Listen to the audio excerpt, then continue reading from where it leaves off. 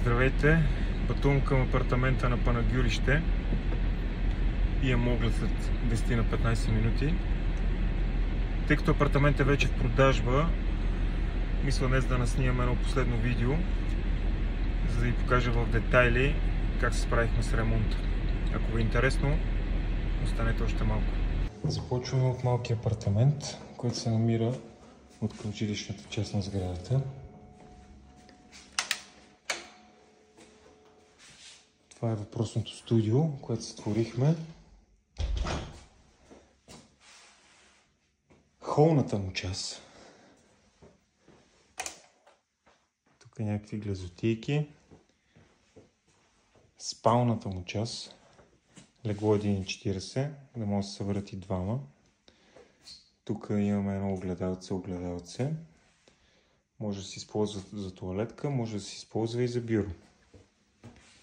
Имам подарък от Open House от един тигър. Гардероб с лостове. Гардероб с рафтове.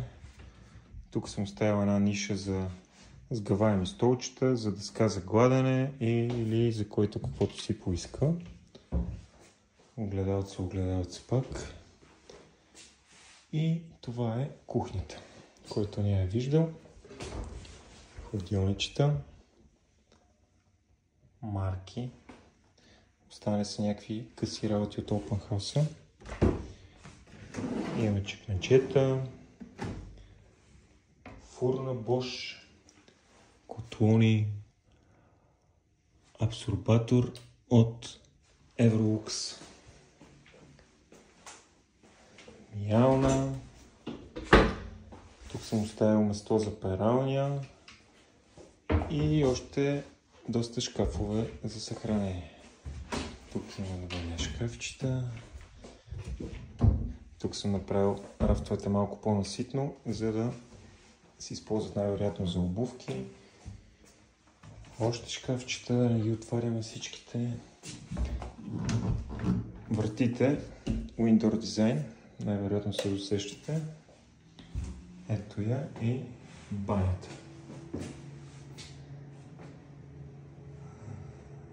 Се надявам в коментарите да чуя мненията ви за нея. Бойлер, скрит и може би тук ще завършим от този апартамент. Ето го и двустайния. Входа му е през дворчето. Сточна гара ми е Сърдиния. Влизаме директно в дневната. Кухнята, общо взето като другата. Хладилник. В този имаме камера с LED. Фурна Bosch. Evrolux.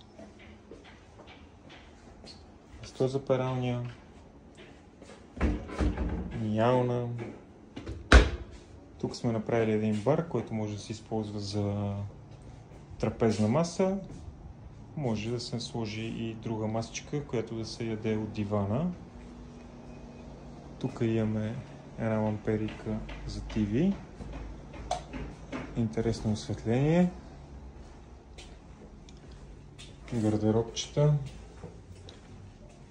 Влизаме в спалнята.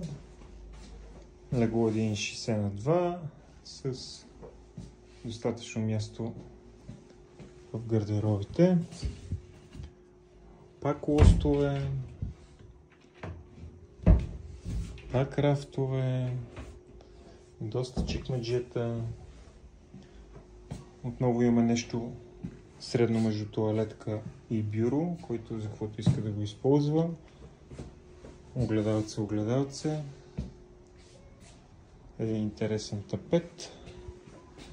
Може на всеки да не му се нрави, на мен лично ми допада. И влизаме в